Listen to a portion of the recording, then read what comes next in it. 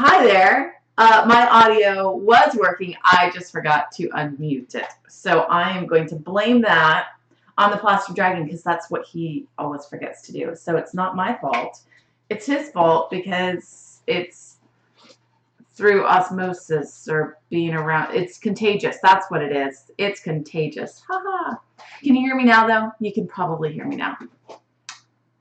But you won't know, or I won't know for about 20 seconds. Now you can hear me. Okay, yay, hi. So yeah, I am excelling at taking small tasks and turning them into very large tasks. That's basically a summary of everything I just said that you missed when my audio was off. The wig, it's these things. Oh my gosh, these take forever to do. And, oh, hi, Raiden. He left a note for me on my paperwork over here. So I don't know whether to think it's hilarious or be really, really irritated because you wrote all over my stuff, you jerk. But I'll just think it's hilarious. I'm good. Really, really, writing over all my stuff is perfectly fine.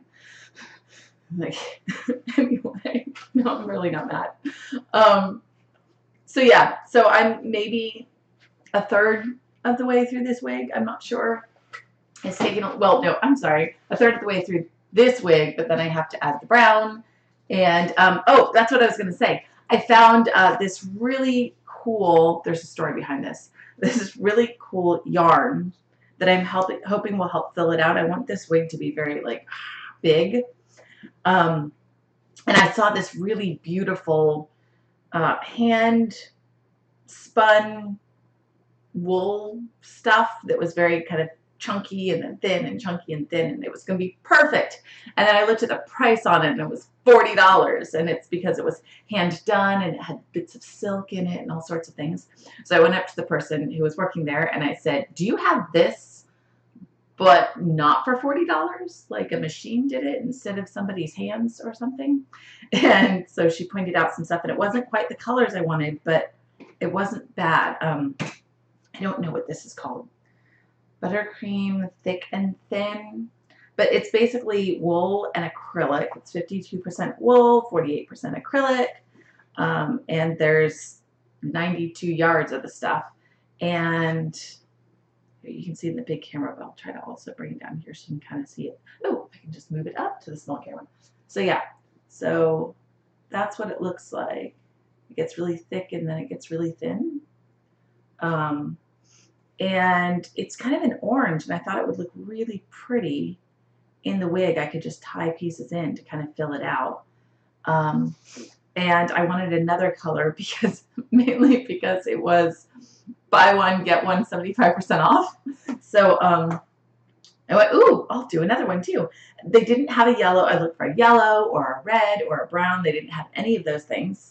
So I got a green instead. And even though this is autumn, there's still some green in autumn. And I thought it might provide a nice contrast, because what I'm noticing as I go through this process is that with these threads, as I'm completing them, it's all kind of turning into one yellow mass, which isn't bad, but I want individual pieces to stand out more. So one of the things that I did,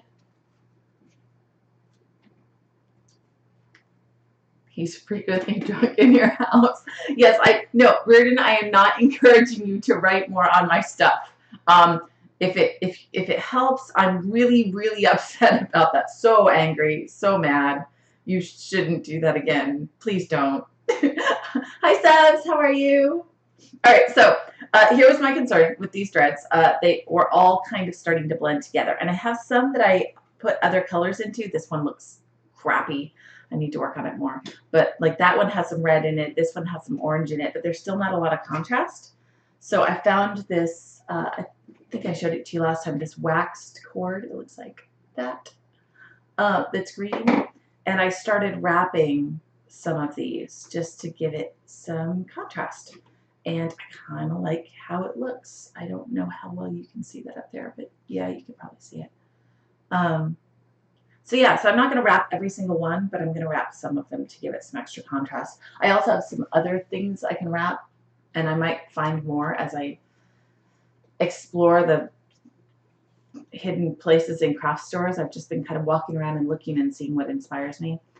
This is a little too thick. It's wire. It's very twisty, turny wire, and it's too thick. But there are these little tiny pieces on it that might work. I just can't wrap an entire strand in it. And I don't yet know what I'm going to use this for, but I really like it. So I'll use it for something. Probably maybe something on the silk cover. Oh, and I actually haven't even started working yet, so maybe it's time to start working.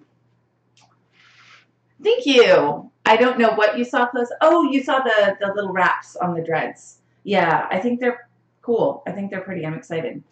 What I need to get, though, is I need to get a really good pin to hold this wig in place. Because right now I'm just using just a little pin that you use for sewing. And it does not hold this wig in place very well. That's what I didn't get with a Band-Aid. So what I've found is while I'm using this very sharp, spiky pet brush to do these dreads, it keeps catching on that part of my finger. No, sorry, that part of my finger and that part of my finger and sometimes my thumbs. And they are just, they're raw. They're absolutely just... Anyway, but that's okay. I'm tough. I don't need a Band-Aid. The Band-Aid was just providing padding so that I didn't keep catching it in the same spot. So one of the things I discovered with this ugly one here that I'm still not happy with, that I have to figure out what to do, is when I combined the red into the yellow, the red is a lot shorter, and it just got all matted and weird and gross looking, and I'm not happy with this one right now. But I may end up solving that by just wrapping this one in the green cord, because it did not seem to matter what I did. I could not make it look better. So it's so quiet. It was so loud in here last night. We had a dread going on. Drunken Dread is our Saturday night show. The dread system, I think I talked about this yesterday. The dread system uses a Jenga tower for any sorts of challenging things that you might want to do. And Drunken Dread incorporates choices with alcohol into that. And so it got fairly loud in here. And now with no children in the house and no adult children in the house, it's so quiet. So I don't think that this sound is possibly as soothing as the foam cutting was, but it's a very repetitive sound.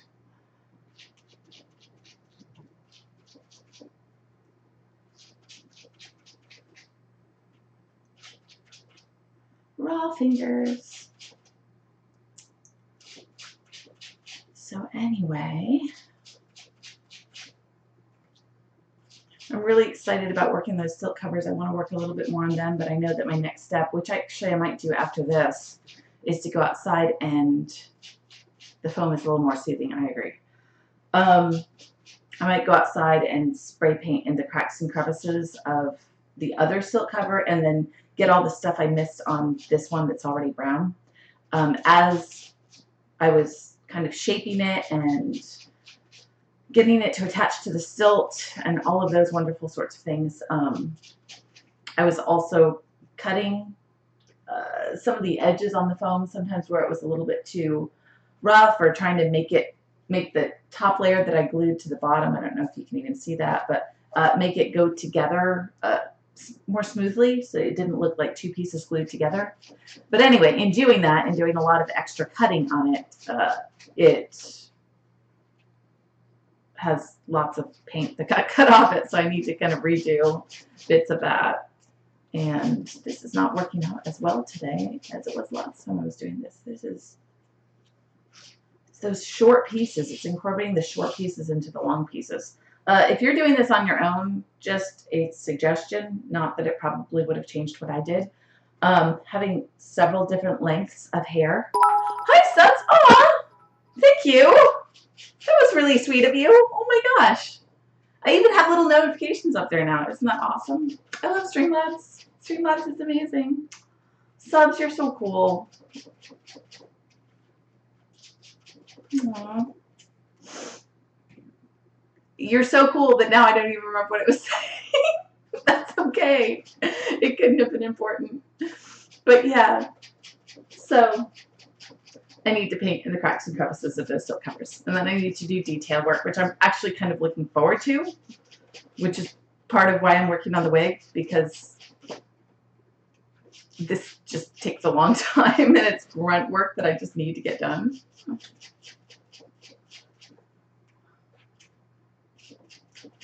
Subs just came down here and we got to play Drunken Dread together on a different Saturday night, which was awesome. And we are all looking forward to TwitchCon in October, which I need to get tickets for, because I was waiting for some information before I got tickets, and I have that information, so now I can get my tickets. But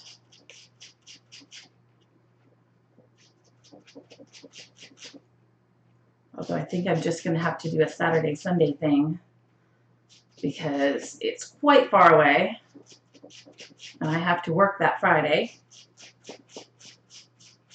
And so I think that going on Friday is going to be unrealistic. Wow, it is the red. You know, this turned out so much better with the yellow and even just the orange. The orange is the same length or pretty close to the same length as the yellow. This red, I don't know what I'm going to do when I get to the bangs. There's these little bangs up here, and it is just a mess. Hey, Drunk Dragon! Well, the wig is looking great when you look at the yellows and when you look at the yellows and oranges. When you get to this red area, it is not pretty. I might have to be doing a lot of wrapping on this red area. When I started doing this, I started at the back, bottom, because I figured that way if it looked like crap and I had to go back and refigure what I was going to do, I hadn't ruined anything on the top. And the irony is now the back looks fairly good, and it's this area in the front that I'm getting to that just is not pretty.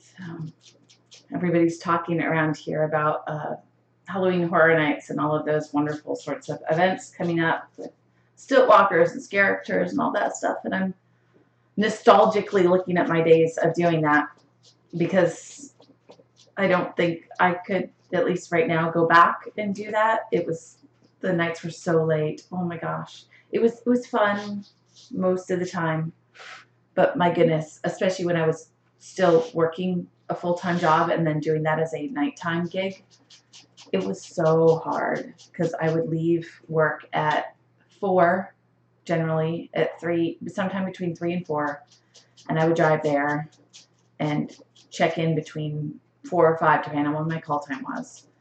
And then it would generally go until 1 or 2 in the morning, and then I drive home and try to get some sleep and then start it all over the next day. And it starts out not quite so bad, because it's only a couple nights a week, but then they start adding nights. I have to look into, because I saw subs in response to what you're saying. I've seen cosplay stuff in TwitchCon that have stilts, but I haven't seen the actual stilts. They were a lot shorter than what I have. So I don't know if people built the stilts into the costume, or if they just had a shorter set of stilts under them. I haven't seen full-size stilts. And it didn't even occur to me to look to see if they have a restriction against full-size stilts, because seeing stilts, I went, oh yeah, you can do stilts. Stilts is fine. People are wearing stilts. So yeah, and I didn't see anything. I read through the basic info on it, and I didn't see anything, but I wasn't reading specifically for that question because I was making an assumption. You know what happens when we make assumptions. So, but I guess I'll read it a little bit more clearly, or carefully, I guess. I'll use insight while reading it. So. And I've seen, gosh, I'm trying to think about how much stilt walking I've seen. I've seen people in stilt costumes at cons, but I'm not sure how many tall, like really, really tall. I mean, it's not ridiculously tall. I'm probably 9.5 feet, maybe 10. It's not ridiculous. It's not crazy or anything. It's just height, right? Oh, yeah. Okay, let's get an orange going. Another one towards the back. So what I found is I've been taking about 2 to 3 layers in the wig out at a time. And then I have to kind of rubber band everything else out of the way.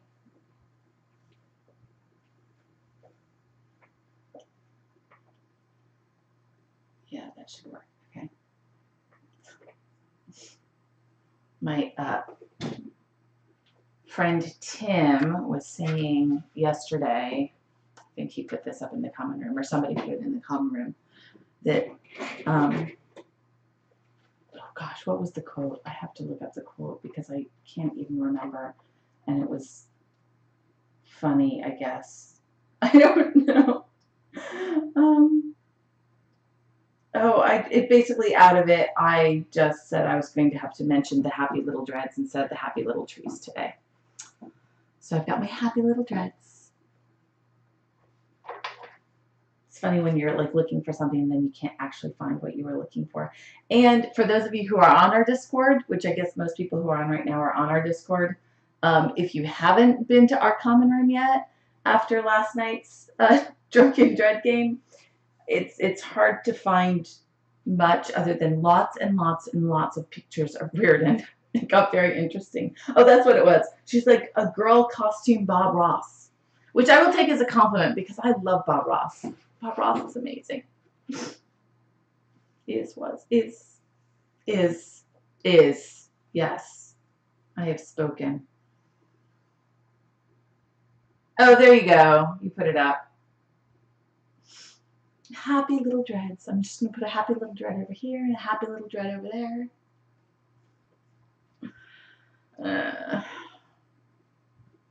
And as I do them, they get less happy. That one is not happy at all. This is an angry dread. I'm going to help it later to be less angry. But right now I'm done with it. Done. Done, I tell you.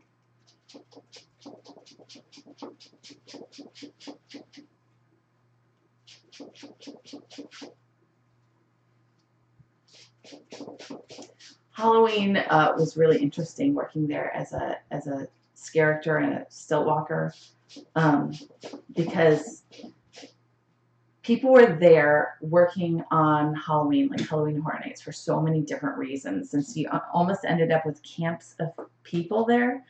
You had like the die-hard, I love Halloween, I love everything about Halloween. When Halloween ends, I count down the days to the next Halloween. Like, just, they were there because they love Halloween so much. And that's not me. I mean, Halloween's fun and everything, but I'm not like a die-hard Halloween personality. But that group just kind of had their own place in their own little corner. And then people who have regular kind of 9-to-5s and got into Halloween as a fun acting kind of experience. And it's not that they're looking to be on Broadway and they're not looking to be in the movies and they're not looking to, they just want to perform and be creative and get away from the day-to-day of a 40-hour work week. And so it's exciting because it's this, like, I'm an actor. I've been hired as an actor and I get to go and I get to perform every night. And for some of them, it's their first time doing something like that. And they're finding the joy in performing and the joy in that aspect of their creativity. And it's awesome. But sometimes, I think because at the time that I was working there, like I was doing a lot. I'd worked at theme parks for years and years and years and years. Sometimes that level of energy when you're tired can be exhausting. exhausting because it's just this like, oh my gosh, I'm doing this. It's amazing. And these people are reacting and responding and I'm acting and they're loving it. And it's so cool until you just want some quiet because you're tired because you worked all day and yeah. So I can only keep up with that level of energy for so long. So that was kind of its own little group. And then there was kind of the third group that is great. And this is going to sound bad because I fall into this group. I love this group. I identify with this group. But we've done lots of acting. This is a gig. It's a really fun gig. It has its great moments and it has its sucky moments. But this is what we do to get our extra paycheck. And then we go home and we do other things too. You know, it's not the end all be all. It's fun and then sometimes it sucks. But it's something. And you take the good you can get out of it and you try to get past the sucky parts and eventually you try to get enough sleep to make it through the rest of the run when you'll be able to sleep real hours again. But I think because what I was doing there, because a lot of the times I was doing stilt walking and things like that, that tends to be associated a little bit more often with some of the shows that they have going on. And the shows that they have going on tend to have more of their actor crew that works there every day and does other sorts of acting gigs. So maybe that's kind of part of why I ended up in that space. And I don't know if it's still like that because the last time I did Halloween there was quite a few years ago.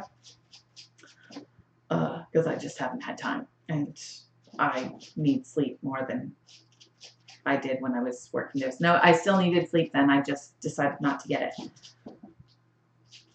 But yeah, but I still loved it. It was still a great place to meet people and to see people so passionate about this project. It's like community theater. You know, it's the same.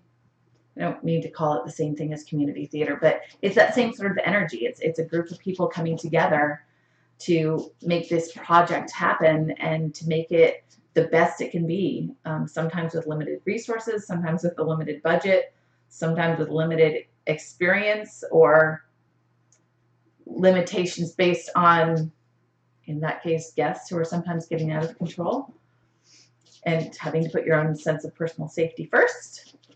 But yeah, it was great. I've got some good friends who are getting ready to work Halloween this year, and I can't wait to hear some of the stories.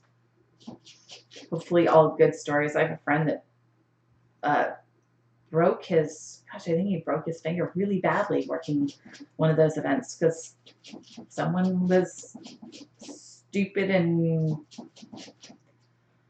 thinking that they were funny and lashing out at characters and ended up hurting him pretty badly. I've had drinks thrown in my face. I don't think they let people bring, no, they don't let people bring drinks through anymore, but it used to be that people were able to bring drinks through, and they've learned a lot over the years about helping to protect their actors. So people are able to be more hidden and able to have retreats now that they used to not have. You used to kind of be stuck in a room, and sometimes it was really hard to get out of that space if you needed to.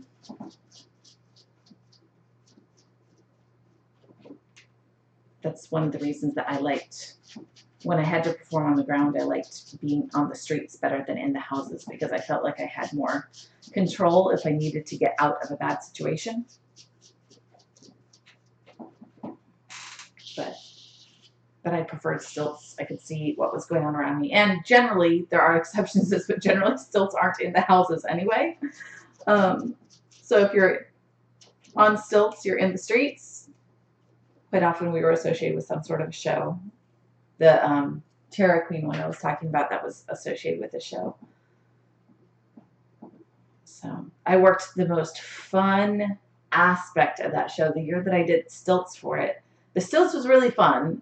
It was a little intimidating because I told this story before, but I basically implied that I had walked more recently than I actually had because I really wanted the extra money that came from stilts. And I was trained and I knew what I was doing, but I just hadn't walked in a whole bunch of years, and I implied that that was not the case. And then I worked my butt off to make sure that I could keep up with the people around me who had been walking much more recently. But what do I want to do for this next one? But they also needed that year, and I got lucky enough to be kind of a backup person because I ended up as a backup stilt walker for the show. And I ended up being used most nights as that because there was somebody that had to drop out. But when I wasn't doing that, they had shills, basically. They had, gosh, this show's going to sound so awful, but it's Halloween Horror Nights. It's supposed to be. But they had a human sacrifice going on every 15 minutes on the stage. So the show was all night long. It was running continually. And so I'm trying to remember exactly how the structure was. I think it was 45 minutes on, 45 minutes off. And every 15 minutes, they'd have a sacrifice on the stage in different ways. And then it would just, casts would tag out and it would just run continually all night long. So as people were coming in the gate, there was always something going on. It was really a clever way to organize it. But the human sacrifices, of course, they're not going to hurt the guests. So, but it was guests that they pulled up on stage and, you know, tortured, and they screamed and stuff like that. And there was lots of blood, fake blood. And so there were a few nights that I got to be one of those people. And they had a whole area in the back where we got to pick out our tourist clothes, just, you know, jeans and a shirt or whatever. But we could also bring in our own clothes if we wanted to because the blood washed out. And so we'd have to bring in, gosh, I think it was 5 changes of clothes for the night.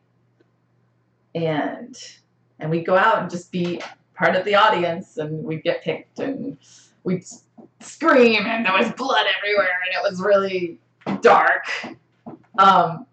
But because I'd never done anything like that, and I really haven't done a show like that since, it was a lot of fun. Probably far more fun than it should be. But yeah, I think one of my favorite Halloween gigs was being a human sacrifice. That sounds terrible. Aw, I'm so sorry you didn't get the chance to. Maybe someday. So that's not enough. That's not quite thick enough. I need it to be thicker.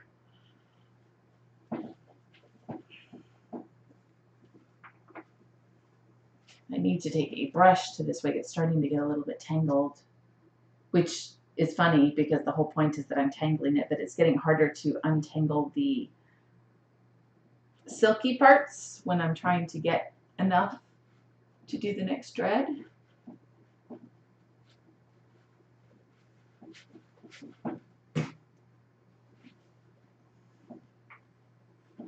One, two. Gosh, I think I have to work 3 layers into this one. I don't know how much you can even see of what I'm doing here. Maybe a little bit. Maybe I should switch my cameras at some point so that the big giant camera has the wig, or the big giant frame has the wig.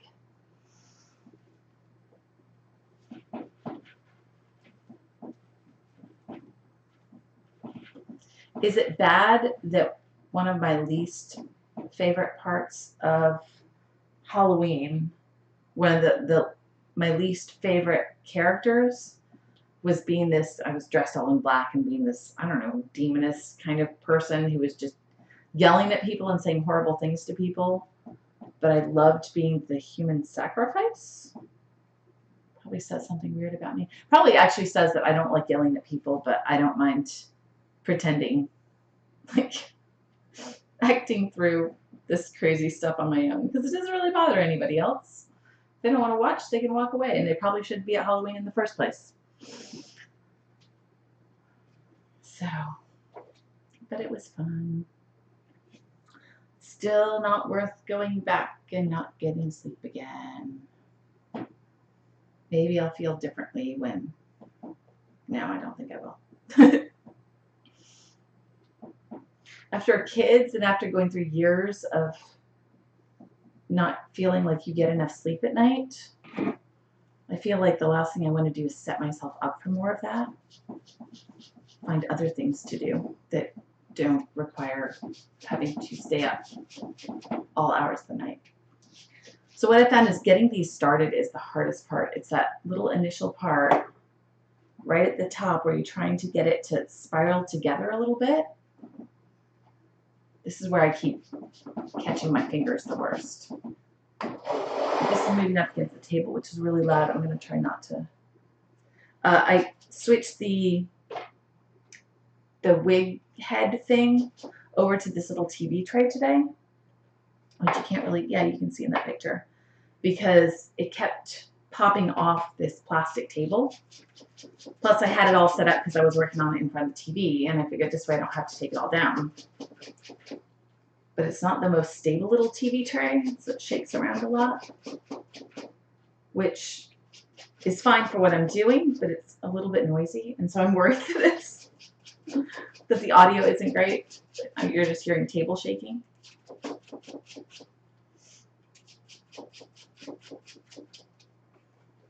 Silly.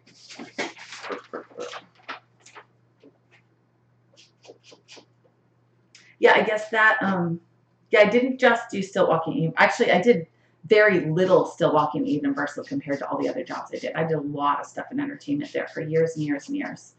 Kind of early on, and it's become a much bigger place now, much bigger park. I was there in the days when like Disney was a huge, massive park that kind of set the standard for how entertainment was going in all the parks around it, because it had been around forever and it was huge. And you know, if Disney made a choice with their actors, generally Universal would follow and make a very similar choice. And a lot of people worked at both places. But it was a small department. Everybody knew everybody else. It was the rules were sometimes a little bit more lax, but it was because there were less people. When there's less people and people are generally following the rules, you don't have to make quite as many rules. And yeah, I loved it. It was such a close-knit community. And there are so many people now that have gone on to do really incredible other things, and I loved it. I guess I probably shouldn't say the exact things that I did there, but I did like costuming work, dressed up in big fuzzy suits. That's where I started. And I did a lot of different face acting sorts of things, shows and stuff like that. I got to make, in more recent years, I got to make disgusting milkshakes and make people drink them for one of the shows there. And a game show type. Let's see. I put on a red wig with a green dress. And I was one of the only princesses there, or I was friends with one of the only princesses there. She was her human version of herself. But I've heard in recent years they have her non-human version of herself there. But that was a lot of fun. I have a picture I should put up in the Discord common room at some point of me standing next to Ecto-1 in a very cool costume. That was one of my favorite things there. I loved that gig. That was amazing.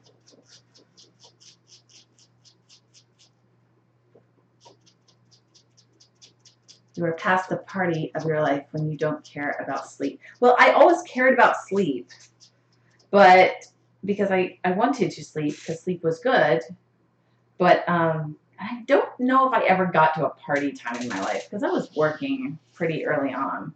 So at that time it was less about party time of my life. It was more about I need money to pay for my car and to pay for my bills and to pay for the fact that I'm living in an apartment in Orlando with 2 other roommates, and all of us are broke. So you went where the gigs were, and sometimes that meant you had to work late. And then when I was out here working full time, it still wasn't. I still needed to supplement what I was making because I was paying off a lot of bills and things. A lot of things that had not been created by me, but had been created by someone else in my life. But I had to be the one to take care of them in order to move on with my life, unfortunately. So I spent a lot of time chasing down any extra money I could just so I could take care of moving on from an aspect of my life that I needed to let go of. So it was worth it. It was worth the sleepless nights, because that feeling of paying off those last bills and letting stuff go. I know that I say that in a way that sounds like I'm still a little bitter. Maybe I am. But I'd like to think that I've mostly let stuff go. But yeah, I had a lot of debt that was not mine that had to be paid off. So I made it happen, and it was good. I really like this orange with the yellow. It's so pretty. And it's giving it more depth. It's helping me to be able to let go of this red one over here that I really don't like. Maybe I'll wrap that today to make myself feel better about it. Oh, the part of your life, not the party of my life. Got it. Okay, that makes more sense. But yeah, I'm not sure I was ever at a part of my life where I didn't need sleep. We all need sleep. We just ignore the fact that we need sleep. And I was still getting more sleep than I did as a parent, or as a new parent, I guess I should say, or as a parent.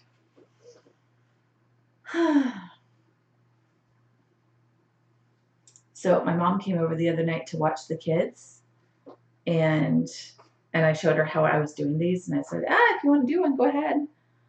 And it came back, and she was like, those things take a really long time to do. And she was talking about all the stuff that I've been complaining about, the little metal spikes in the fingers, and it sounds like a great idea until your fingers are bleeding. Don't worry, there's no blood in the wig. I mean, I'm the only one wearing it, so it really doesn't matter anyway, but that just sounds gross to have blood in the wig. Ugh.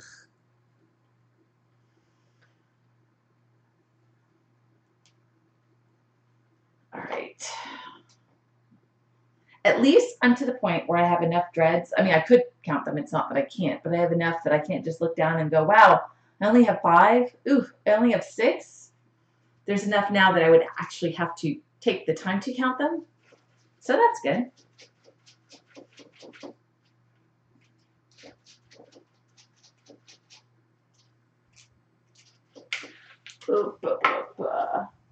I did another gig at Universal for the Macy's parade.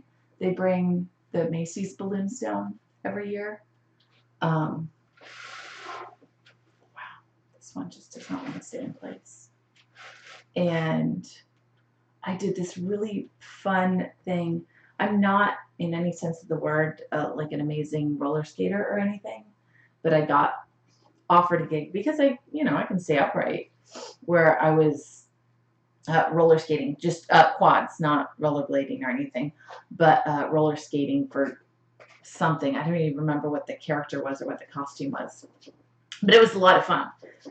And but because of that, and because through that I got even better at skating, and they knew I could skate, I ended up getting this really fun 1950s. It started out as a character, and then eventually it went to being a show, but this character outside of Mel's Drive-In that just rode around on roller skates. And over time it started out as throw on some roller skates, put on a 1950s costume, poodle skirt type thing, and go out and just interact with people. And then, because anytime you've got any group of actors together in anything that lasts for a while, it evolves and changes. And it turned into us kind of creating some more distinct characters, and we all had distinct characters when we went out there. And eventually they ended up creating a little show on a little stage in front of Mel's Drive-In. It was a 1950 show, and I had a really super nerdy character that I played that I just absolutely adored. And then we had almost the Sandra Dee type. So one day I'd be that, and the next day I'd be the nerdy one, and it was a blast. I had a lot of fun doing that. And riding around theme parks on roller skates all day long, it's really fun. I got pretty good at roller skates. I'm not sure I'm still as good at roller skates as I was then, because it's not like I have a lot of opportunities to ride around in roller skates. I'm still not great with rollerblades. They had some things there that required people to use rollerblades, and I was never super confident on them, and I didn't really have a pair, so I didn't practice at home. So, but that's okay. I like quads better. I'm old school like that.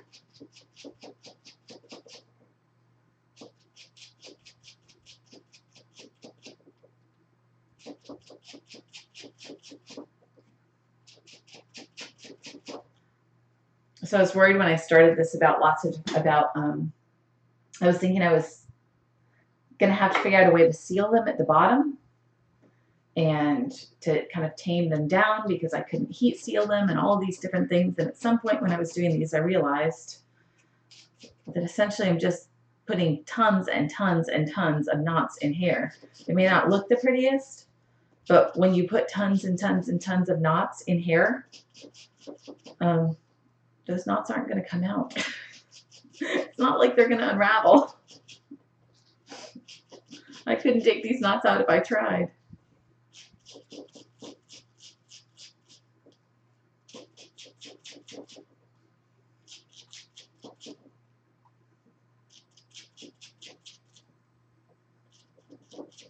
The children are probably sleeping in today because they were told with tricky grandma language that they could stay up as late as they wanted, that they had no bedtime, that they only needed to go to sleep if they wanted to. And then they had a full day of a camp show and swimming and all sorts of things.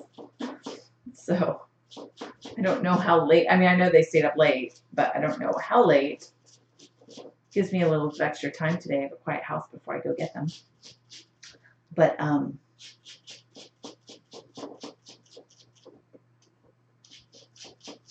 yeah, they're probably sleeping in a little bit. It gives me a little bit of extra time.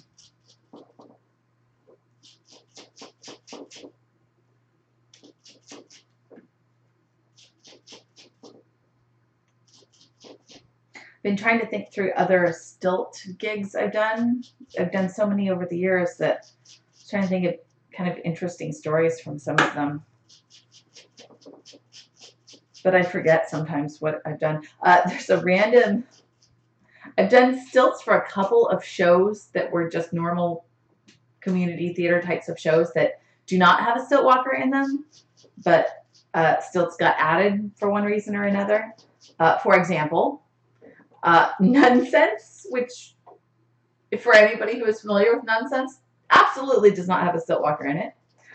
But I played Amnesia in Nonsense, and for those of you not familiar with the show is about 5 nuns. It's a hilarious show. It's a musical. Putting on a show because they need to, it's a very long story, but they need to raise money, basically. And so one of the nuns' name is Amnesia, and at some point a crucifix fell on her head and she doesn't know who she is or what she was before she became a nun. So they call her Sister Mary Amnesia. And she has this great puppet number where she doesn't do ventriloquism with a puppet. But anyway, I was so scared to play her for a lot of different reasons, but she was probably one of the most fun characters I've ever played. At some point, I want to be every single character in that show. I've been Leo twice. I've been Amnesia once. Robert Ann is next on my list. At some point, I will go through all this. But anyway, at intermission, we had various things going on just to kind of keep any audience members in their seats entertained. And so different people in the show, different nuns, had different bits that they did. And Amnesia's bit was Mother Superior came out and asked her to do some dusting around the stage. And so she came out and she did a little bit of dusting, and then she saw some dust up in the kind of in the rafters a bit along the curtain line. And she's also not the most intelligent character ever. But anyway, so she came out and tried to reach it, couldn't reach, jumped, all of those sorts of things, came out, brought some books, stacked some books up, stood on the books, could not get up to it, brought out a chair, then brought out some books and put the books on the chair, and, you know, kept building in height and couldn't, you know, regardless of what I did, couldn't reach those rafters. And then finally at the end comes out on stilts. And I had the stilts, I had them really high up to actually be able to reach the rafters. I had to put them all the way up on 8s, which is probably about, I don't know, maybe 6 inches higher than they are now. But came out walking really unsteadily, like I was going to fall over and stuff, and got it done, walked off stage, and then we had some big crash boxes off the stage so that it was as though she fell. But it was a lot of fun. A very random place to put stilt walking. So I played a nun on stilts. How many people can say they did that, right? We were also advertising nonsense. This was for a different production of it when I was Leo, but we were advertising it at a fair in town. Like little tiny thing, like little tiny country fair, not anything along the lines of state fair. This is a small town. It was an even smaller town at that time. My voice is so gravelly today. So we went and we were passing out flyers and we were riding some rides. And it was a lot of fun, but the pictures that people got of 5 people in full habits on rides was hilarious. There were also some people who weren't super happy about it. Well, not some, but there was one guy who was not thinking it was right to dress as nuns and ride rides. But first of all, we were very clearly advertising a show. We had flyers. We were passing them out everywhere. And second of all, I've known a few nuns. My mom worked with some people who were nuns, and besides the fact that most of them don't wear habits anymore anyway, they're perfectly fine with having fun. So, I'm sure there are probably some nuns that are very stuffy. I don't know, but the people that I've met were not stuffy and unfun. So there, I bet they would have thought it was hilarious that we were riding rides at the carnival. Or not. And if they didn't, I'm sorry I offended you. But it was a really, really long time ago.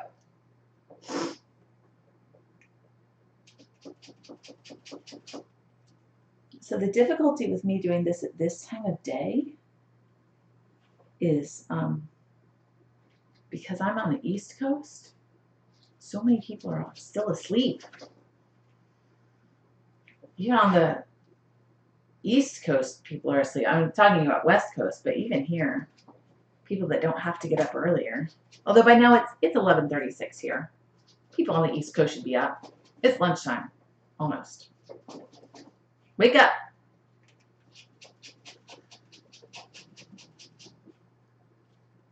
So yeah. And I did stilts in Chicago, but that's a little bit more conducive to stilt walking because there's the what is the song? The like circus song in the middle of it. Somebody's gonna remember it and put it in the chat. 8:30 in the morning. It's too early. It's when I get up anyway, usually. I mean, usually earlier than that, but during the summer I've managed to get to sleep until 8 or 8:30 on some days. It's been lovely.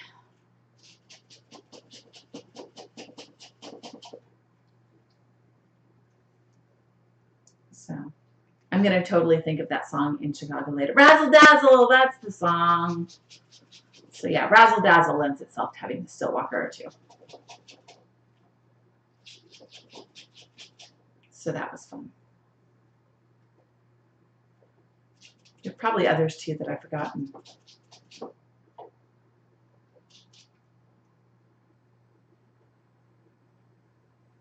I directed Dr. Dolittle last summer.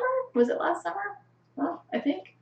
And yeah, and we had a circus scene in that. So, young friend of mine who is a stilt walker did stilts in that number. But I think that's partially because I was just partial to having stilts in a show if I could manage. Because it's fun and different and interesting.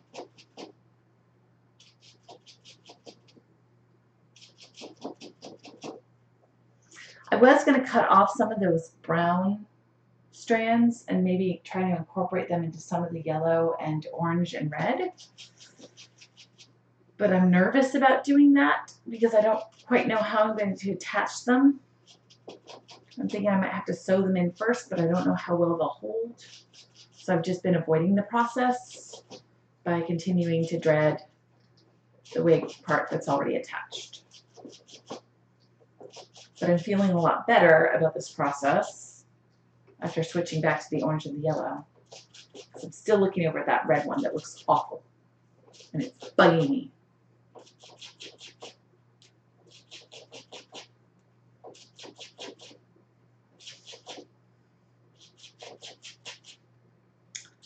It is Sunday for me. I guess Sunday for everyone.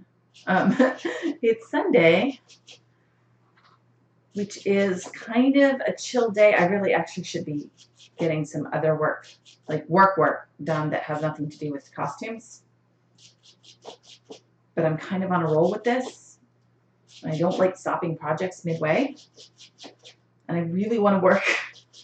I'm torn because I want to work on those stilt covers, but I want to get this wig to a place where I can actually even try it on and start to picture what it's going to look like, even if I don't put the brown on yet, and even if I don't put that yarn in yet, just to be able to dread this part of the wig, try it on, and assess if I need to, how much more I'm going to need to bulk it out, how much I want to wrap it, if I want to put decorative stuff into it. I got these little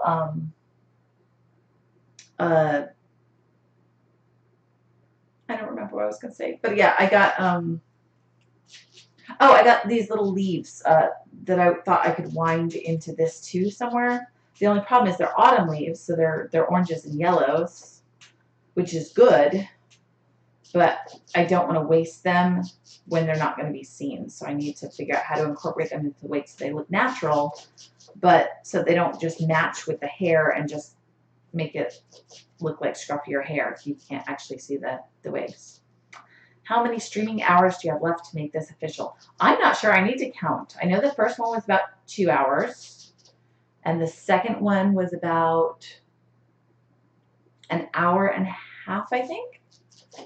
The third one was only 40 minutes. It was super short because I was just working on the wig. Is this 5? I think it's 5. No, I guess it's the fourth one maybe that was really short. I've got to go do some counting, but I think I still have a lot to go. I certainly have a lot of hours of work ahead of me. I have way more than 15 hours of work ahead of me. And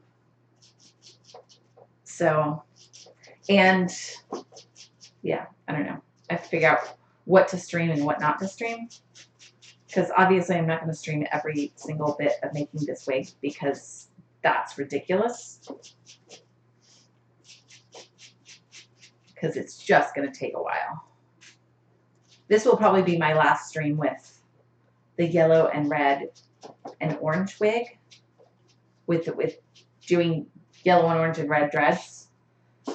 But I might do another one when I start to incorporate some of those other pieces, because I figure for anybody that's looking to duplicate something like this, it will help to see a process.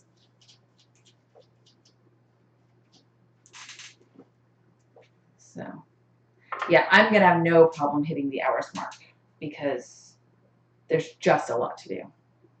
I haven't even started on the corset. Okay, so speaking of managing to take tiny tasks and turn them to very, very long tasks, which is what I started this talking about, with the corset, It's made of a shiny brown satin, which does not work for this. And yeah, time-lapse video. I was thinking that too. I was watching a couple of time-lapse videos with dreads, where people kind of introduced what they were doing, and then you saw it in time-lapse, and it was really neat. I don't know how to do any of those sorts of things, so it would be a whole new thing I'd have to learn, but that's okay. It could be neat to see at the end. But anyway, so my original thought with the corset was either painting kind of wood shapes onto it or sewing fabric onto it that had a kind of a wood look. And so I went to the fabric shop looking for fabric with a kind of a wood look to it. And the closest I found was in the upholstery section. It was thicker. It still didn't look like wood, but it was very natural looking. It was pretty. Oh, that's a short yellow. I don't know. We'll see. This could be another really messy, ugly one because this has a lot of different lengths to it. But nothing was really calling out to me. I didn't love the choices. I could kind of justify the choices. And my difficulty was I'm starting to be able to picture what I want to see for the wig. I can see it in my head.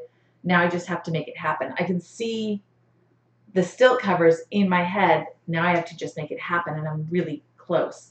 I can't picture the corset in my head yet. I can see the shape. I can't see what I want to do with it. I found this really beautiful, and I don't have it with me right now. It's in another room, but I found this really beautiful yarn. And I was shopping with my mom because we were looking at fabric together. And she said, oh, well, you could always do like lines of the yarn. I said, well, I kind of thought of that, but that would take a ridiculous amount of time. It would take forever. And then I found some yarn that was even better. And then I found some yarn that was even better than that.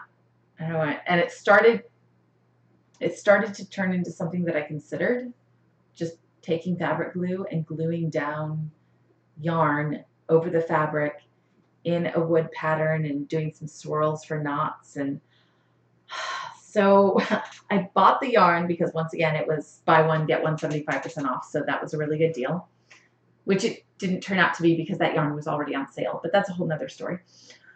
And I think I'm going to try, I might try it on a piece of cardboard and see what it looks like and see if it's worth doing. But yeah, once again, I managed to take something that was, oh, let me cut some fabric, sew it onto a corset, or maybe, I don't know, paint something onto a corset and turn it into, no, what I really should do is take individual threads of yarn and glue them onto a corset, which may be the worst idea ever. I may start this process and go, oh, hell no, absolutely not. And then say, no, that was a terrible idea. I'm going to do this instead. So if I have to eat my words later on this whole gluing yarn onto a corset thing, you guys are the witnesses. You heard me say it's probably a terrible idea and then attempt it anyway. So, but the good thing about it, if I want to look at silver linings, is essentially for this costume, I'm looking at silk covers, a wig, a corset. I'm going to have stuff kind of draped down from the corset so that it's not a skirt, but so that kind of stuff drapes down. The headpiece is part of the wig, so I'm going to count that all as one. And then I haven't quite figured out, because I've redesigned the costume since, I haven't figured out what I'm doing about kind of arms, because I talked about doing branches off of my arms, but now with the corset kind of design, it changes it a bit. But the three main pieces become the wig, the corset, the stilt pants, the stilt covers. So if I think of it that way, it's a lot of work, but it's not like I have a lot of other work outside of those three main items. I also have to figure out if I'm incorporating, how I'm incorporating makeup into this. So we'll see. I don't know.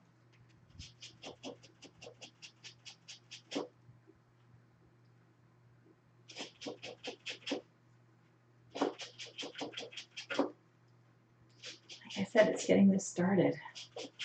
That initial little part where you're just trying to tangle up the very, very top of it, just enough to get it to hold together.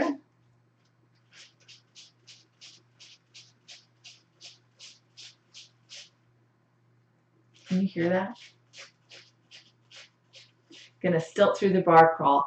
I think people would have a problem with me stilt walking through a bar crawl.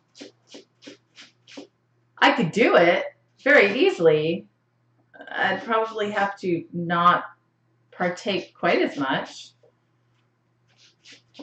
But yeah, I think it's probably not a good idea.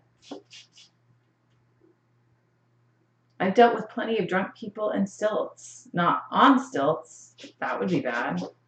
But you know, those events, those Halloween events and things like that, have plenty of people with lots of alcohol. But yeah, probably not recommended. I don't know, insurance. It'd probably be an insurance nightmare. I would probably get shut down before I even got to try.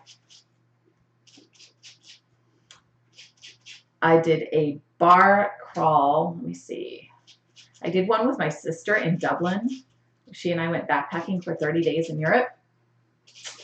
And I adore my sister. Oh, wow. So I moved my camera around a little bit. Let me see if I can fix that.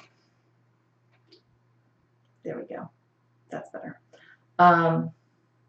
But stilt walking is drunk stilt walking. Yes. Anyway, we did we did 30 days going to various countries around Europe, and we did a pub crawl, a literary pub crawl in Dublin. I have a T-shirt. She actually won it, and then she gave it to me. And it was so cool. They did little scenes from famous plays and pieces of literature written by people who grew up in that area.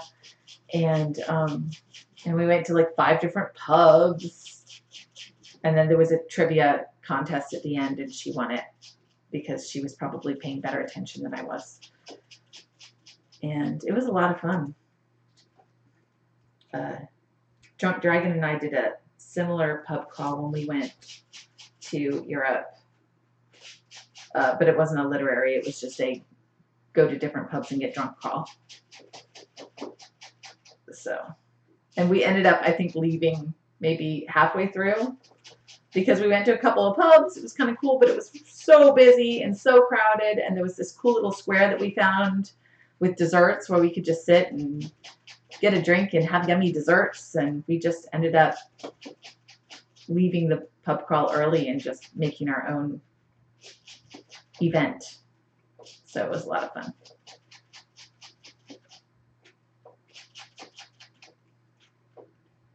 So, gosh, I'm trying to remember because I've been out of the country twice, and once was that trip with my sister, and then I did a similar trip about a year and a half, 2 years later, with Drunk Dragon on our honeymoon.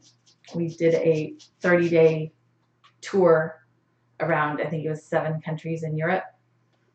His vote was to go to one of those really cool resorts, those beachy, adults-only sorts of resorts, and mine was to wear a backpack and trek all over Europe for 30 days. And I won, and he still says he's glad I won that because we can always go to beach resort another time. So we keep planning on doing that at some point. It'll happen someday. But anyway, in Amsterdam, gosh, was it he and I or was it my sister and I? I can't remember now, but we did a pub crawl that was on bikes. Oh, you're talking about it now. I guess that was us. Because my sister and I also did a bike tour. No, I did the bike tour. She didn't do the bike tour. She stayed and she went to the park and she did drawing and art and stuff like that in the park. And I did the bicycle tour by myself, which was a lot of fun. We went to a cheese farm. We saw windmills.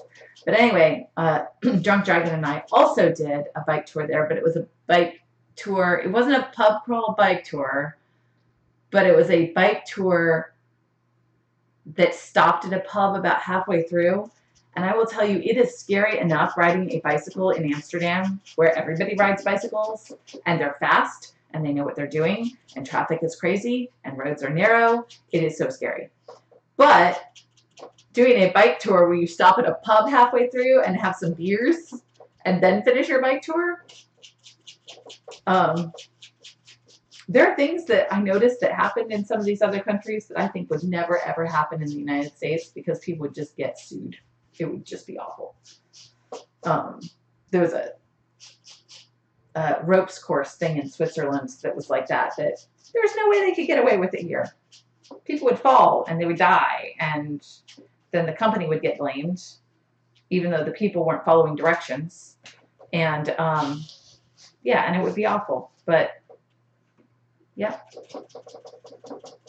but it was a lot of fun.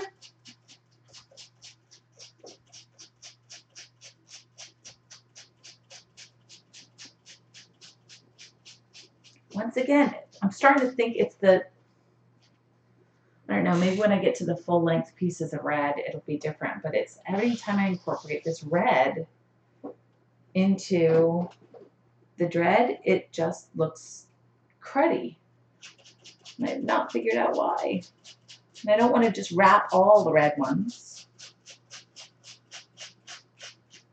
And it might be that the red is just a different length than the others, and so that's why it just doesn't want to do the right thing. And it might be that the red is darker, so it's standing out more. But I am just not loving these red pieces in it.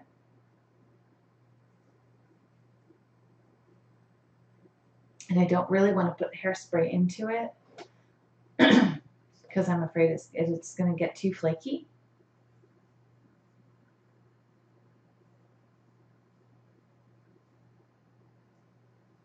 But let's see. I don't know. When I twist it, it looks better. But the problem is then it gets untwisted. This is why in those videos it was showing twisting and then wrapping with water and then heat sealing, because that's how you get it to look like that and to stay like that, which would be just fine. But that's the step that I cannot do because this wig will not be affected by heat. It is a heat resistant wig. So I don't know. That's not terrible. It's not beautiful, but it's not terrible. How many do I have? 1, 2, 3, 4, 5, 6, 7, 8, 9, 10, 11, 12, 13, 14, 15, 16, 17, 18, 19, 20. It's a whole lot better than the other day when I had 6.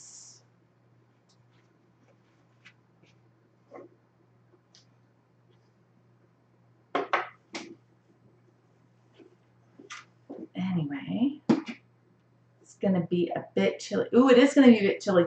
But honestly, okay, first of all, I would be in a building. Now, pub crawl, that's a whole different thing. But October in Florida is generally warm until those random days when it's just freaking cold at night. You'll have a week of beautiful, warm summer swimming weather, and then it will drop to 40 degrees or even lower for 1 or 2 nights. And I cannot tell you how many nights working Halloween in that stilt costume that had way less coverage than this is going to have. And this isn't going to have a lot, but that was essentially a bikini on stilts. It was insane. And we got out and we froze our butts off, but we got through it. Luckily, stilt walking also keeps the body moving, and so you stay a bit warmer, which helps. My Christmas stilt, the elf that I have, the little red costume, I should throw a picture of that up on Discord too. But last, whatever day I had to walk it, but the last day of that parade, it was so cold that day. I have a picture of me just sitting on a bench because I had to. it's fine when you're walking around, you warm up, but when you have to sit in one place to wait for something to start, that's when it's freezing cold. And so to walk the parade, it wasn't that bad. It was cold, but it wasn't that bad. It was the hour plus that I had to sit waiting for the parade to start, that I'd gone over to this little bench, and I was sitting on the back of the bench, and I'm just sitting there kind of huddled into a fetal position as close as I could, just scrunched down, just trying to stay warm, because I didn't have a jacket or anything with me because I had nowhere to put anything. I basically had to just wait at the beginning of the parade start until it went, and then go. And I was at the very, very end of the parade because I was right in front of the Santa float. So I was just kind of out of luck. If I'd known somebody there, I could have asked them to carry a coat for me. If I'd wanted to be a diva about it, because it's too cold, someone must accompany me to the beginning of the parade route and make sure that I have a jacket. But I've worked with these people for so long, and I love them, and I did not want to give them something else to do. And it didn't seem like it was going to be that cold when I started, and then it got really cold. Coastal winds, yes, but TwitchCon's inside, so I should be okay, right? Yes, sure. Yeah, I am going to do the ones that are not turning out good. I'm going to be wrapping with the wax cord. I might look for some more wax cord in some other colors. I've got the green, but I like it enough that I might get maybe a brown. Wow! That I might get a brown wax cord too, just for variety. I was debating beadwork because I don't want it to look too artsy craftsy. I want it to look natural. And I'm on the fence about whether beads, even if they're wooden beads, are going to look natural or if they're going to look like she went out and got beads. That they're going to look too kind of human-esque. I don't know. I'm on the fence. I might try putting a wooden bead or two into it and see what it looks like, and then decide, because I'm on the fence. Thanks. Yeah, I like the contrast with the green, but that's why I was thinking that the brown might work too, because the brown's going to have some contrast. The other look that I was trying to get away from is any sort of a leathery look, because some of the corset fabrics that I was looking at had a bit of a leather look to them, but there was something weird about dryad and leather, because in the end leather is from animals, and it's like this idea of this tree spirit that's killing animals to get leather to make her corset. I don't know. It was just weird. I decided to stay away from the leather look. It was too, you know, it was like having a Mother Earth character that's wearing leather. It just felt weird. I mean, yeah, it's a circle of life thing, but I don't know. Not saying I'm not going to. I'm just saying at this point, it just feels odd. So I'm not going to do it yet. I'm going to stick to plant-based things, viney cord things, and stuff like that.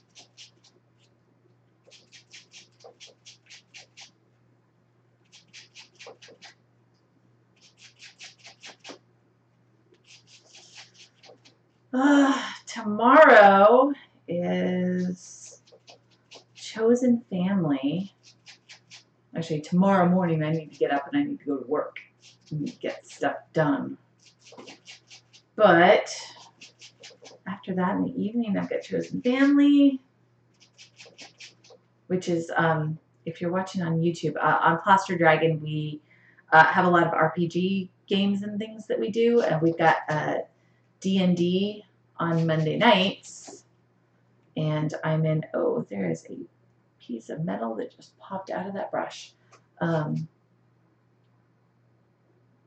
Yeah, there's Chosen Family, which is D&D 5th edition, and I have a ranger that I play, and So we do that on Mondays from 6:30 Eastern to about 10ish. And then Tuesdays is the modern day campaign. It takes place in Boston in modern day. And I have a character that I love. She's a druid. I've been thinking about her a lot while creating this. Okay, I may have to get a new pet brush. That is the second piece that I've lost out of this. I've been thinking about her a lot in making this. Not that they look anything alike. Zuki is not a dryad, but she's vegetarian and she's a druid, so she's not really granola, but she's, with different life circumstances, I think she would have been pretty granola. And yeah, but there's still some commonalities to kind of the idea of a druid and the idea of a dryad. And not just the first two letters of their name.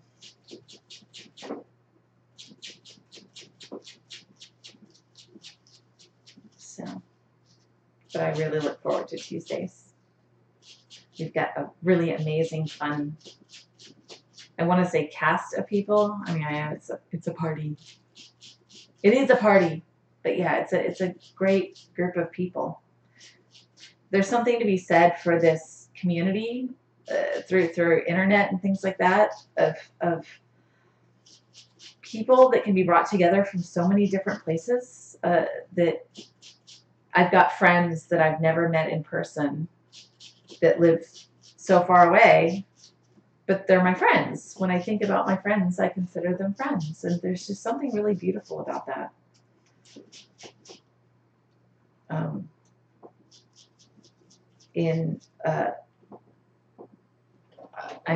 a teacher on the side. Like when I'm not doing this is my on the side. But yeah, but I'm a teacher, and it's in Montessori. And one of the things about Montessori is there are 5 great lessons that are kind of told at the beginning of the year, and the structure of everything that you're taught fits in somewhere to those 5 great stories.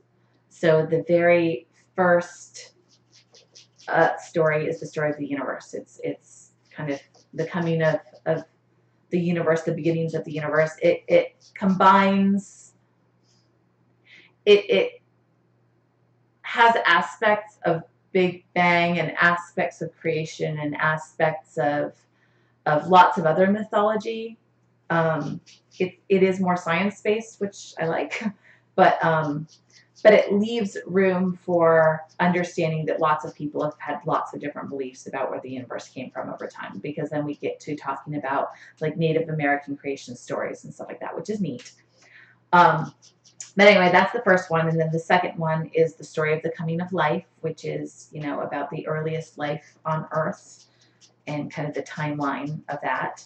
And then the third one is the story of the human being. And the fourth is the story of mathematics. And the fifth is the story of language.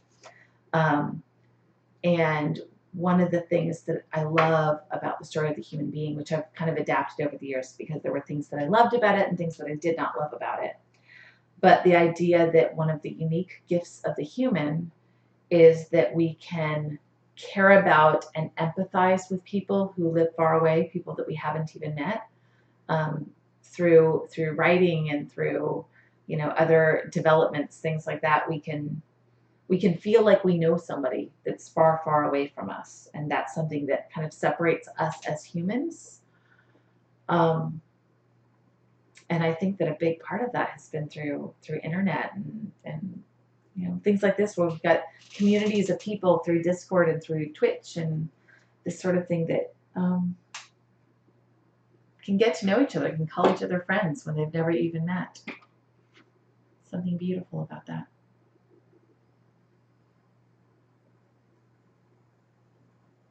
Ooh, modern verse druid can get away with synthetic leather. Classic might have to justify it as a gift from the animals. Yeah, probably.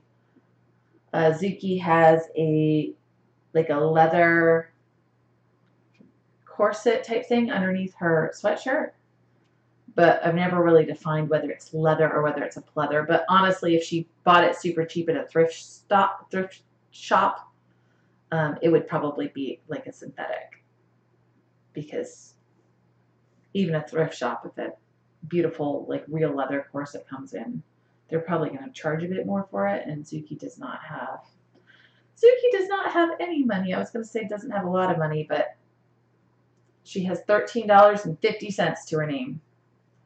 And that's only because one of the other characters gave her $20 to buy flowers, and she only spent $6.50. So, Zuki needs a job. All right, Plaster Dragon. Zuki needs a job. She needs to earn some money. Because she can't rely on everybody else to buy her stuff when she needs it, like healing potions and things, right? Her dad's an elf. I'm not sure how good they are about helping out with money. Maybe she needs to ask him. Okay, so that's another piece of red, but it is a bit longer. Maybe it'll work out better, perhaps. Fingers crossed, hoping. Oh my gosh, it's already been almost an hour and a half. Time flies. She definitely had. I need to catch up on this. Oh, I just keep kicking this camera. I am so sorry for the camera kicking that's happening.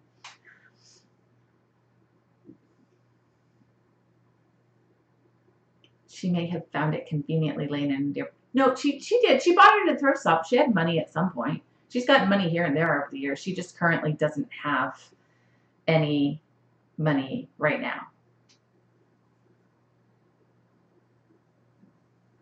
So, oh, there's already. Oh, you're working on a way for us to actually be able to get some money?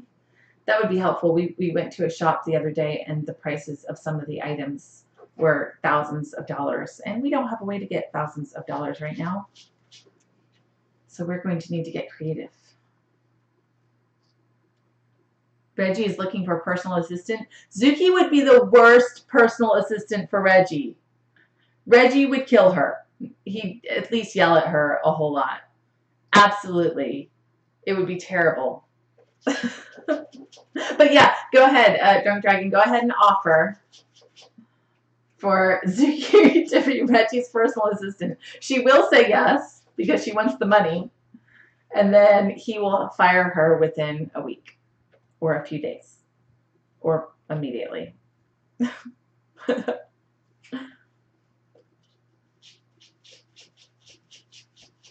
She would quit. Yeah, she would quit, or he would fire her immediately.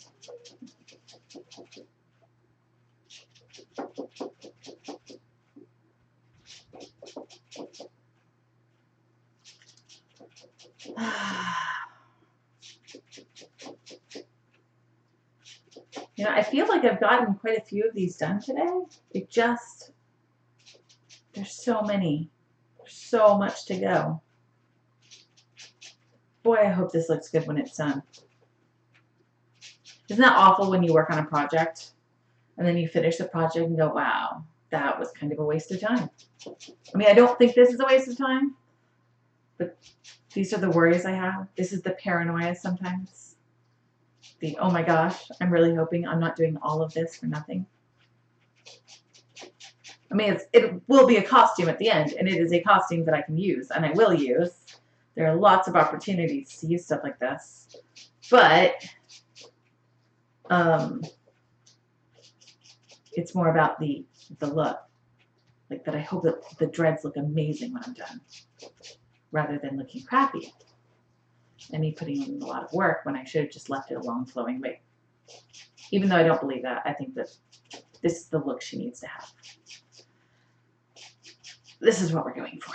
It's going to be awesome. Awesome, awesome, awesome.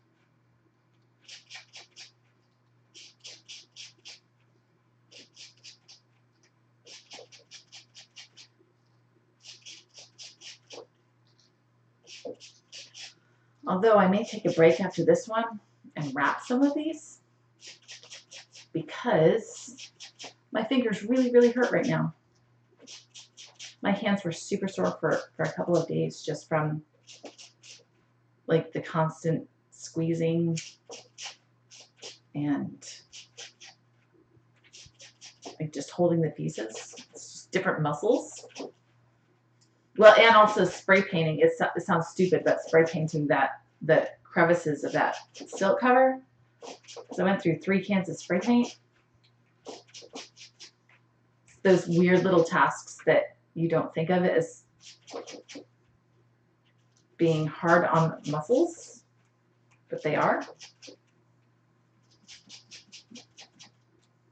I used to watch Survivor a lot, and it's the whole idea of, oh, all you have to do is stand in place on this stump for as long as you can and hold your arms out, and it starts out as a super easy task until 10 minutes in when people's arms want to die and they want to stop. And then there's always somebody who can go for an hour or 2 or 3 ridiculous amounts of time. But it seems like a super simple task.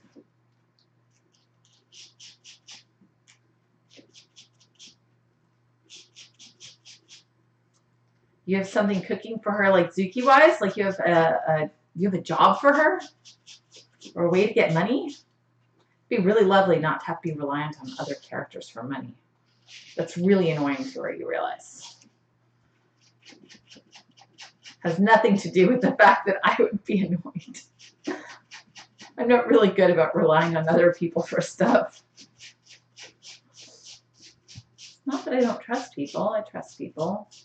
But I'm very much if I need to do it, I need to do it myself.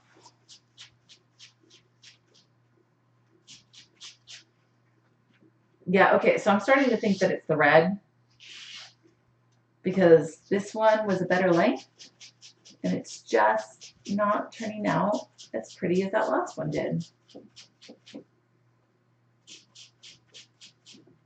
I'm going to have to be wrapping all of the red pieces in wire.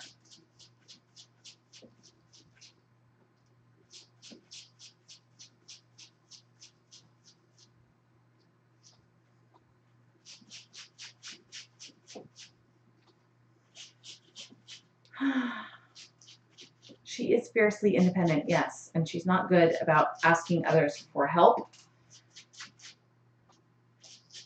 She's not very good about relying on other people for things. I can't imagine where she gets any of these things. I am saying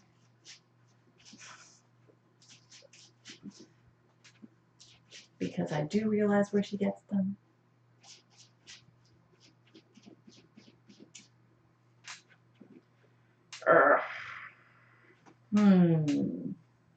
Well, trying to figure out if I can fix this a little bit more and get those pieces to stay in a little bit better, or if I just have to resign myself to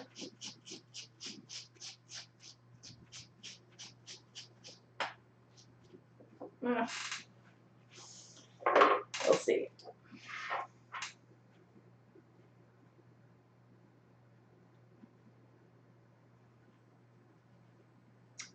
Yeah, it's not pretty. I mean, it's not terrible, but it's not pretty. I'm going to wrap this one. Take a little break and wrap this one in the cord. So one of these I wrapped by taking 2 pieces and going around and around. And then one of them I wrapped doing that on the top half, but then I just did a spiral wrap. I think I'm going to try a spiral wrap because the problem with the first wrap that I did is I ended up with lots of leftover cord at the end, and I don't want to waste this cord. So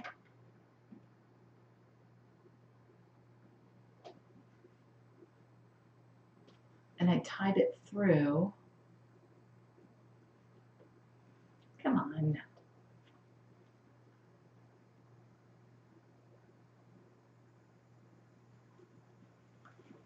It got really, really quiet in here while I'm figuring this stuff out. Okay. I'm trying to tie it at the top of the wig so that it doesn't pull down, so it stays where it's supposed to stay.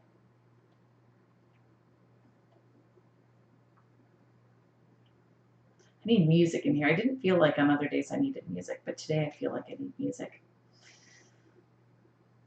But I don't have anything prepped that is okay to play. It's not violating copyright laws or something. So I should probably have something prepped in the background for those days. Maybe that's something else I will do. All right. So this is a wax coated cord, which is nice because it kind of stays in place a little bit better.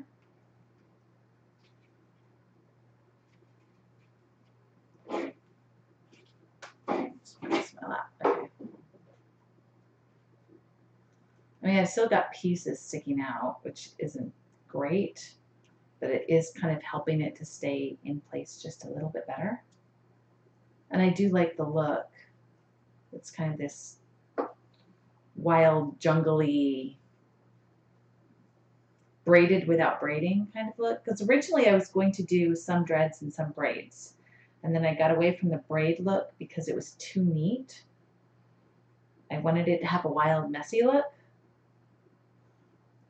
So this is kind of a compromise between those two things. It almost gives it a braided look, but in a wild, messy sort of way. I didn't try wrapping one of these from the very top. The only other one that I have wrapped is wrapped from the very, it's wrapped from about halfway down. So I don't know how well this is going to work. It could all unravel. We'll see.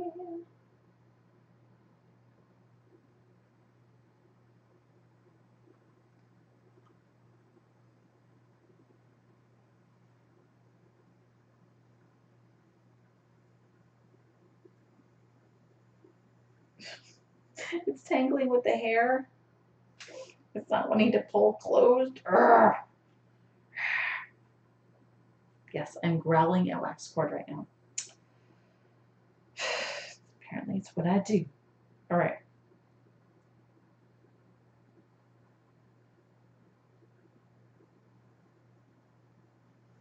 All right, well that's not bad. It tamed it a little bit. I don't know if you see that. Right there. Yeah, it's not too bad.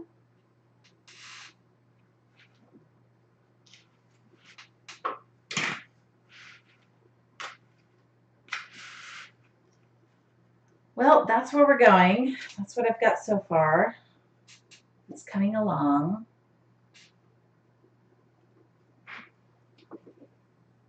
Gosh, I really want to, oh, that's not holding together. I need to do that a little bit more. I need to do something about this one. That one just looks awful. I need to fix it. That one's going to get wrapped. There's no way around it. It's got to get wrapped. Then I've got to pull this one up a little bit more.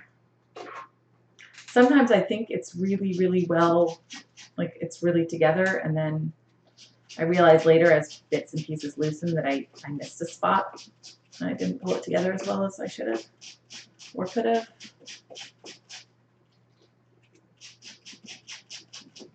It's harder to fix later though, because when you're pulling up the pieces and everything below is loose, it works way better. Wow. This pet brush is starting to fall apart. I am almost certainly going to have to buy a new one at some point. Probably before I finish this. The poor pets have lost their pet brush.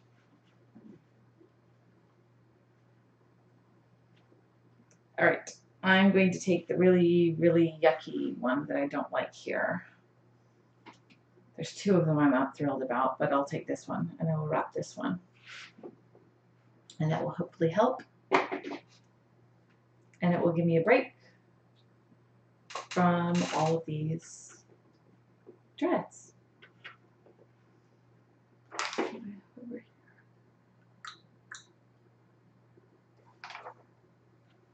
Somebody was asking the other day if, actually Subs, you were the one that was asking, If I can go through doors and stuff on stilts, and absolutely you have to be able to go through doors, but like I can open and close those doors too. That's not a huge deal. But one of the things that I found that I would have to do, especially when I didn't work events for a little while and then I come back to it, the latest line dance would be out. And half the time I didn't know them and I had to just kind of pretend. But there's something really cool about watching a stilt walker join in on a line dance like that, like electric slide and things like that. So I've learned to be able to join in on those because it's fun and it's neat for the crowd. I've had to learn a lot of these very last minute. So yeah, so I can even line dance in stilts. It's pretty cool. But yeah, you have to be, especially when you're doing gigs on your own. Like at Universal and places like that, they tend to, they want to make all the right choices for their performers, and so they tend to prepare for people, and they've got scaffolding for you to sit on. Well, sometimes I did tell the garbage can story, but generally, like if you're in a break area, there's scaffolding for you to sit on and to get on and off your stilts, and I'm sure some of that comes from legal things and what they legally have to provide. But when you're booking your own sorts of gigs, you don't always have all of that equipment, and quite often it's not worth going out and buying all of that sort of equipment, so you use what you have. Like this Christmas gig, it's easier because now I have a van, but I set up a little stool in the back. I open the trunk. I set a stool on it. With my other car, with my little compact car, I would just sit on the trunk and get my stilts on because it's less equipment to carry around with you and it's less setup time. And, you have to be able to open doors and walk through doorways and walk up a couple of steps and just all these little self-sufficient things when you're on your own. So I've kind of become pretty independent out of necessity. But it's not bad. I like it. But yeah, I can go through doors and all those lovely things. Walk on slippery floors when I have to. Not ideal. I've learned over the years to have my repair kit with me so that if I lose a bolt, and actually since the one time I lost that bolt, I haven't needed it, but I still bring it with me every single gig. One of the bolts came out of my stilts and I couldn't find it, and so I was stuck on one leg. And even after I got down safely, I couldn't do anything about it. They're very special kind of long bolts, and I don't have the exact ones to replace them in that repair kit because I would have to order them, and I haven't really needed them. But I got some that would do. That would be a great, that would replace them just fine. They just wouldn't be the original ones that came with the stilts. So I keep those with me ever since, just in case I need it.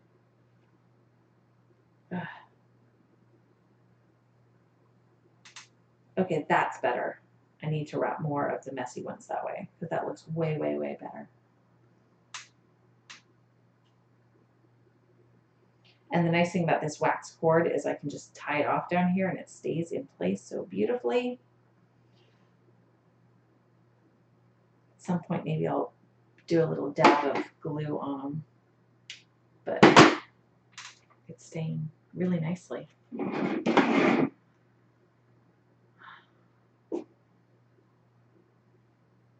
The cosplay info, that's a bunch of monkeys. What did you find out?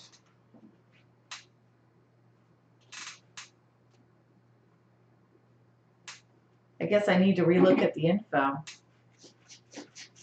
I kind of got going and got this idea and just kind of went with it. And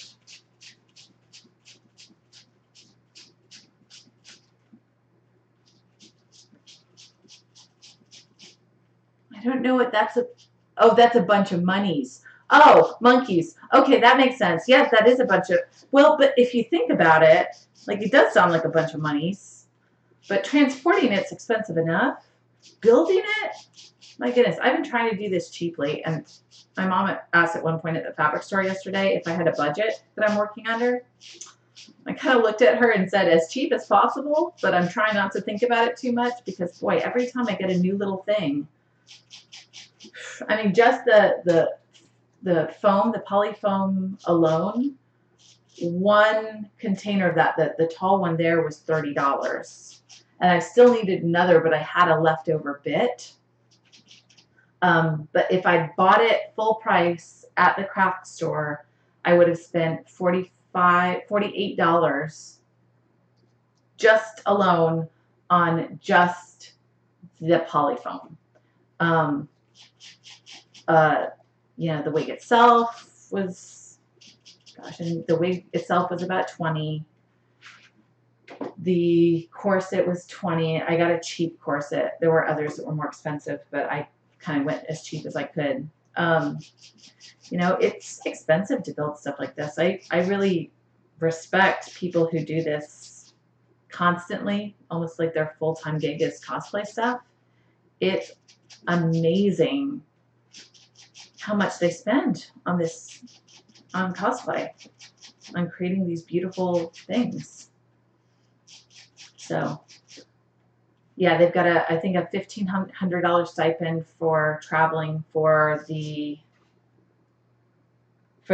smaller costumes, and then the larger than life is more than that, which is great. But transportation wise, I was still trying to figure out how I was going to even going to have the hope of transporting this because of those still covers. I'm actually starting to think there is a chance, I don't know for sure, but there's a chance those may be foldable. I folded them a bit to put them in the car the other day, and they folded okay, and they didn't mess up. So I'm hoping by the time I get all the paint on it and I add to it that I might be able to fold them in half. And if I can fold them in half, it means I can put them into a suitcase, which would be great. Doesn't help me for the stilts, but I've transported my stilts in a golf bag before. I have to collapse them all the way down to their lowest level. I have to strap them together, one this way and one that way. But it's doable. So we'll see. I don't know. Little by little. All right, what am I looking at here? I've still got, that's a lot of hair. So I've got all this on this side. I'm kind of trying to finish off to this side first because at least I can maybe put it on and see what it looks like. But I've still got, geez, another, how many dreads in this? That's a lot of hair.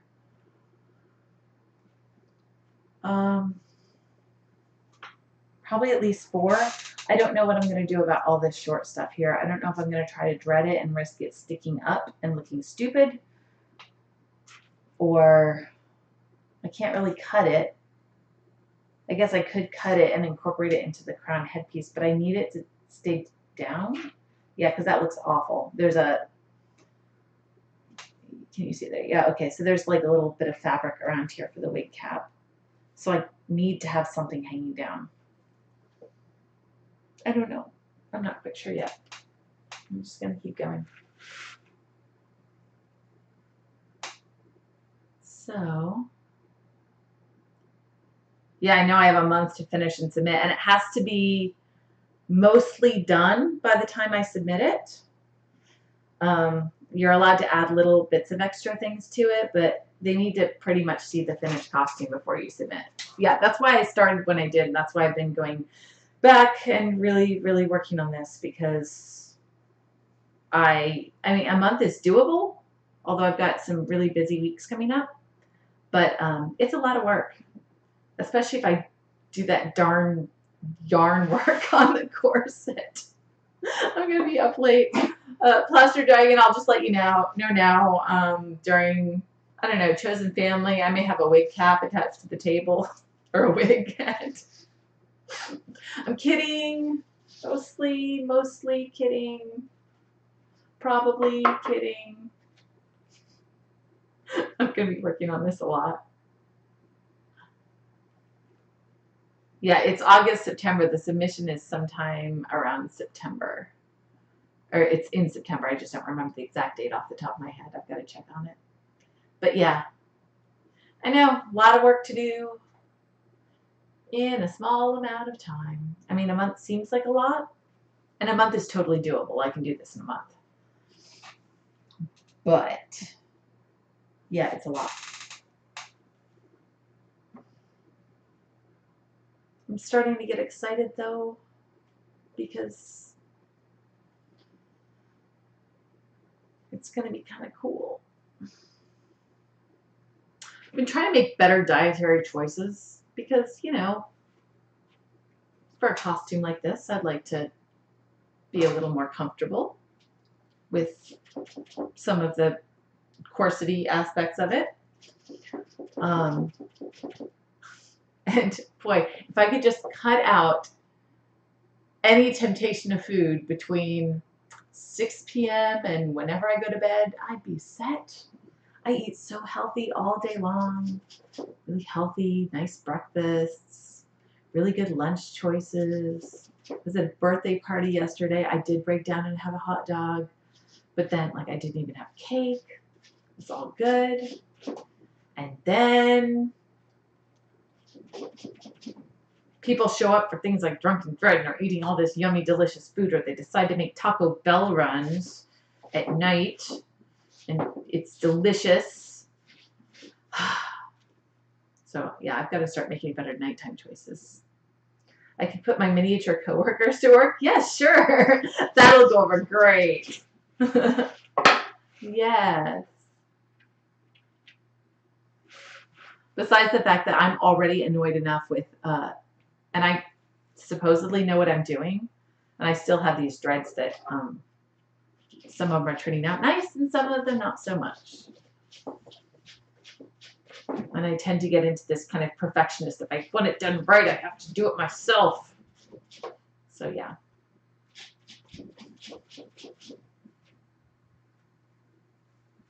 Yeah, my children wanted to help paint the silk covers, and I was not going to do that. I did not give them permission. It would not have turned out the way I wanted it to. But at least when I do it and it doesn't turn out the way I want it to, I have no one to blame but myself.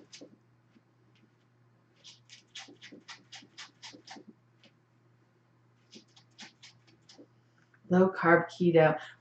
I have not tried keto, but I'm fascinated by it. I have another friend who's doing that right now. Maybe I should talk to him. I was doing the shakes thing for a while, the 2 shakes a day and a like 500 calorie meal, which isn't bad. I mean, it worked okay, but it's so much harder when it's just me and I'm just making decisions for me.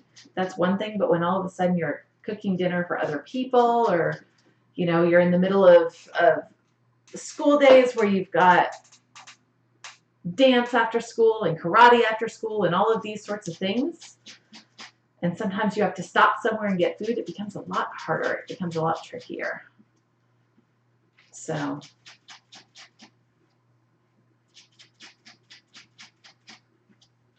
but I need to figure out a way to be more consistent and follow through.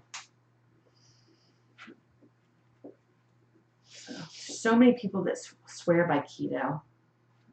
Maybe I need to read up on it a little bit more.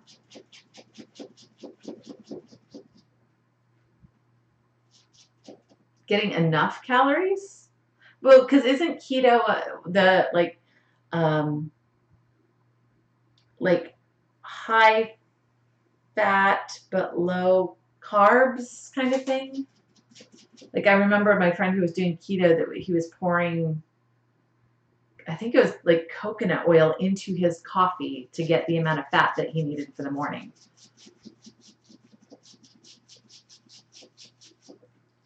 And pouring coconut oil into coffee just, I mean, I don't really love coffee as it is, but that just did not look pleasant. So, but he seems to really like it. It seems to be working for him.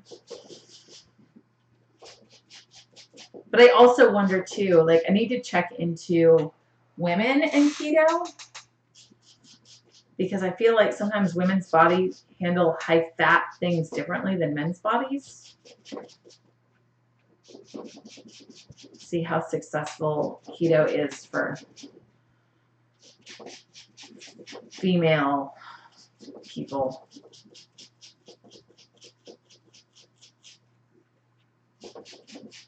Coconut, isn't it gross? It just sounds so gross. Now, granted, I can't really judge because I haven't tried it, but it just sounds disgusting. Doesn't it make your coffee all oily and slimy and coconutty?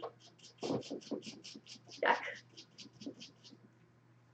I don't really like the flavor of coffee, but I stopped at Starbucks a couple times this week, and I really needed caffeine. I feel like I've just been extra tired this week, and I like iced coffee better because it's cold and I can drink it really fast. It's only gross for the first week, then your body gets used to it and you're back to You just wanted me to read that out loud.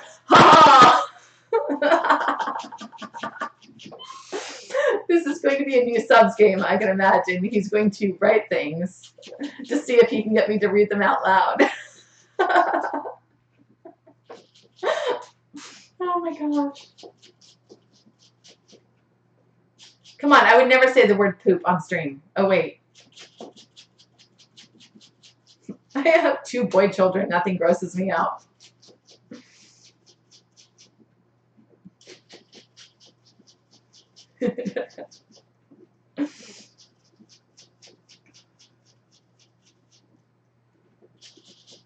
So, yeah. Oh, my gosh. I'm just losing.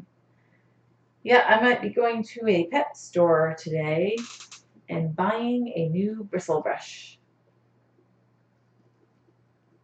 Because, my goodness, I am losing them left and right.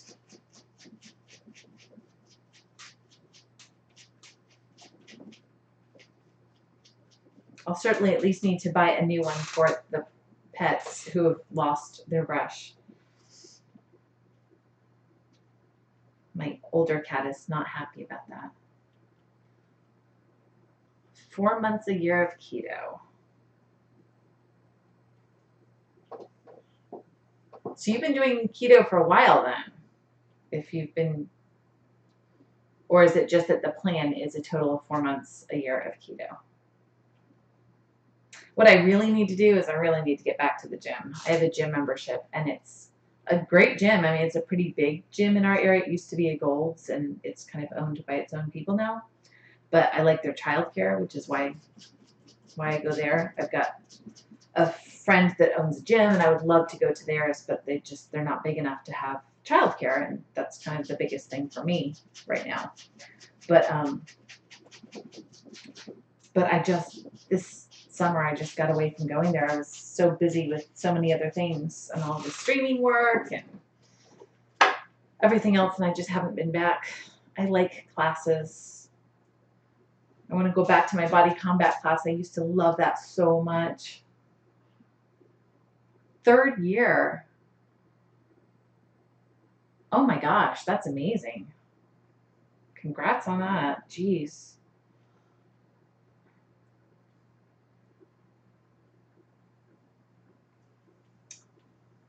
Well, I gotta do something. It's also tricky because a lot of the classes that I used to do at the gym start at 5 or 6 or 5:30 or 6:30. And it's really hard to juggle those with after school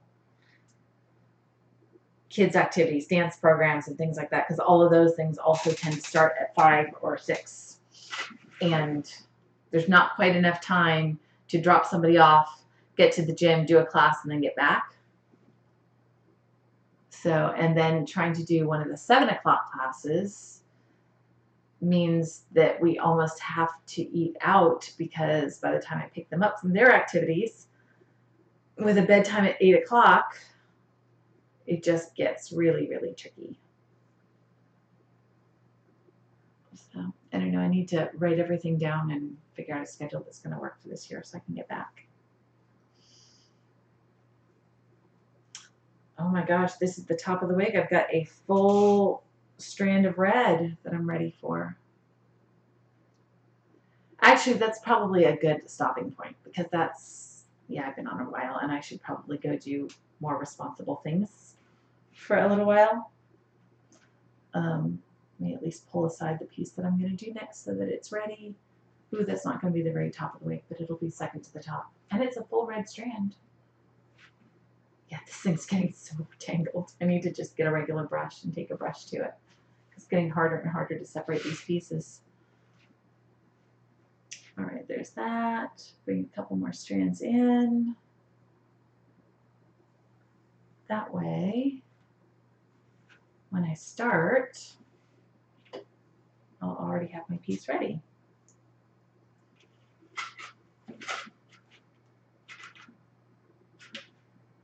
And that helps me to avoid these bangs for a little bit longer since I'm not quite sure what to do with them.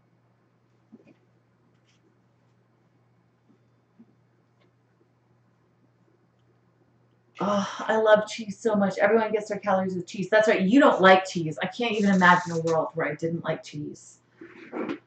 Cheese is delicious. I read somewhere that it's addictive, that it's it sets off things in the brain that are like addictive, which I believe because I really, really, really love it. I was getting better about not having as much cheese and trying to order things without cheese for a while, and I've kind of gotten away from that. I went to Tijuana Flats the other day and got their Power Light cheese, but boy, it's just not quite the same. I love cheese. So if I could just give you my love of cheese subs so that you could get your keto fat through cheese and I wouldn't like it anymore and I wouldn't have that crazy, crazy weakness for cheese. I would give up chocolate before I would give up cheese. I love cheese so much. There's this sharp, super, super sharp cheddar that I get at the store here in the little deli meats area. And it's so yummy. Anyway, all right. Well, goodness, I have a lot of wig done. I think I'm, am I more than halfway there? Maybe I'm more than halfway there. I don't know. I'm going to tell myself I'm more than halfway there because that's going to make me feel good because it feels like I've been working on this for a really, really long time. I need to stick my pin back in here somewhere. Okay. But still, it's not too bad. It's coming along. It looks a little wild and unruly, which is what I pictured for it.